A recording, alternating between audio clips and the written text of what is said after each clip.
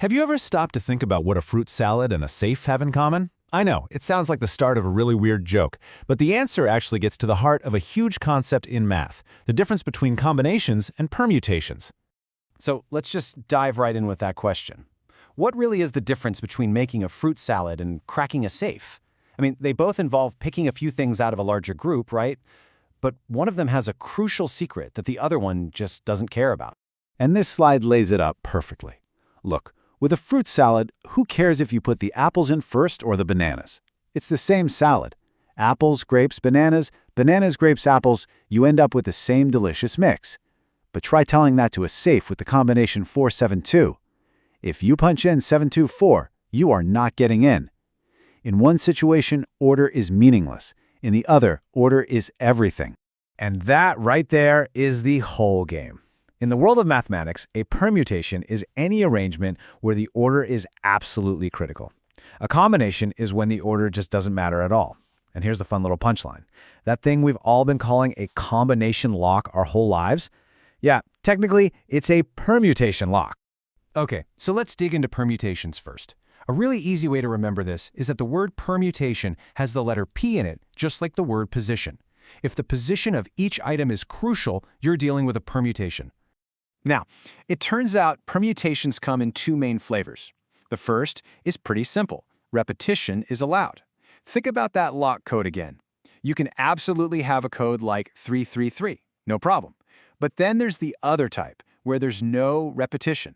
Think about a race for first, second, and third place. The same person can't be both the gold and silver medalist, right? Once they're chosen for first, they're out of the running for second. When repetition is allowed, the math is actually pretty easy. The formula is just n to the power of r. N is the number of things you have to choose from, and r is how many choices you're making. So for our 3-digit lock with 10 possible digits, that's just 10 to the power of 3, which is 1,000 possible permutations. See? Not too scary. But things get a little spicier when you can't repeat things. Imagine you're arranging these pool balls. As soon as you pick one, say the number 14 ball, it's gone. You can't pick it again. Your set of available choices literally gets smaller with every single pick, and that changes the math completely. To handle this, we need a really cool little math tool called the factorial. It's just that exclamation point you see, and all it is a shorthand. So, 4 factorial, or 4 fact, just means you multiply 4 by every whole number below it all the way down to 1. So it's just 4 times 3 times 2 times 1, which gives you 24. So how does this factorial thing actually help us? Well, the formula for permutations without repetition is n factorial divided by the quantity of n minus r factorial. Let's jump back to our pool balls. If we want to pick and arrange 3 balls out of 16, we'd calculate 16 factorial divided by 13 factorial. And what's so cool about this is it neatly cancels out all the numbers we don't care about, leaving us with just 16 times 15 times 14, which gives us 3,360 possible ways to arrange those balls. All right, that's permutations. Let's switch gears and go back to combinations. Remember, we are now back in fruit salad world. The sequence is totally irrelevant. All that matters is which items end up in our final group. This slide just makes it so clear.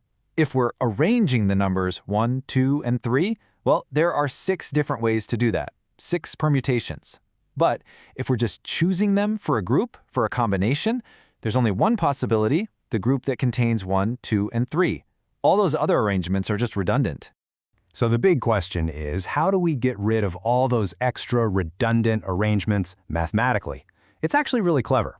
We just take the permutation formula we already learned, and then we divide out the number of ways the items could have been arranged. And how do we do that? With our old friend, the factorial. We just divide by r factorial. And this gives us the famous n choose r formula. This is the absolute workhorse for any situation where order doesn't matter and you can't repeat. Think about the lottery. It doesn't matter if they draw your numbers as 42, then 8, then 15. If those are the numbers on your ticket, you win. The order is irrelevant, which makes it a perfect example of a combination. Okay, we've covered 3 of the 4 big scenarios, but now it's time for the final boss, the trickiest case of them all, combinations where you are allowed to repeat items. And to make it less scary, let's tackle it with a delicious example. So here's the deal. You're at an ice cream shop. They've got 5 different flavors. You get to choose 3 scoops. and you can get whatever you want, 3 scoops of chocolate, or maybe 1 vanilla and 2 strawberry. Anything is fair game. The order you pick them doesn't matter, but you can definitely repeat flavors. So, how many different combinations are there? Now, if you try to count this in your head, it's a nightmare, trust me. So instead, we're going to use a really slick trick. We're going to completely reframe the problem. Forget about ice cream for a second. Let's just think about arranging some simple symbols, like scoops and dividers. Let me walk you through this. Imagine the 5 flavors are in 5 bins, side by side. We have 3 scoops to place, which we'll represent with circles. To separate the 5 bins, we only need 4 dividers, or arrows. So if you wanted, say, 3 scoops of the second flavor, your code would look like this. Arrow past the first bin, give me 3 scoops, then arrow past the other 3 bins. See what we did? We turned a tricky ice cream problem into a much simpler problem. How many different ways can we arrange 3 circles and 4 arrows? And this is just so cool, because look, this new problem is just a combination problem that we already know how to solve. We have a total of 7 positions, 3 for scoops and 4 for arrows, and we just need to choose which 3 of those 7 positions are going to be scoops. It's just a 7 choose 3 problem. We plug that into our formula, and we get the answer. There are 35 different ways to get your ice cream. Wow, we have covered a lot of ground, from fruit salad to factorials to ice cream. So now, let's put it all together in one simple, powerful cheat sheet that will help you solve pretty much any of these problems you come across. And here it is. This is your guide to everything. Anytime you're faced with one of these problems, you just have to ask 2 simple questions. First, does the order matter? If yes, you're on the left side, permutations. If no, you're on the right, combinations. Second question, is repetition allowed? That tells you whether you're in the top row or the bottom row. Your lock code, the race winners, the lottery, the ice cream, every problem fits right into one of these 4 boxes. Now, knowing the formulas is one thing. But, as this quote wisely points out, the hardest part is often just looking at a real-world problem and figuring out which of those 4 boxes it belongs in. That's the real skill here. So I'll just leave you with this challenge.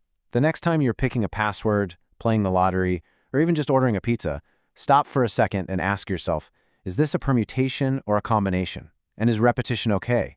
Because now you actually have all the tools you need to figure it out.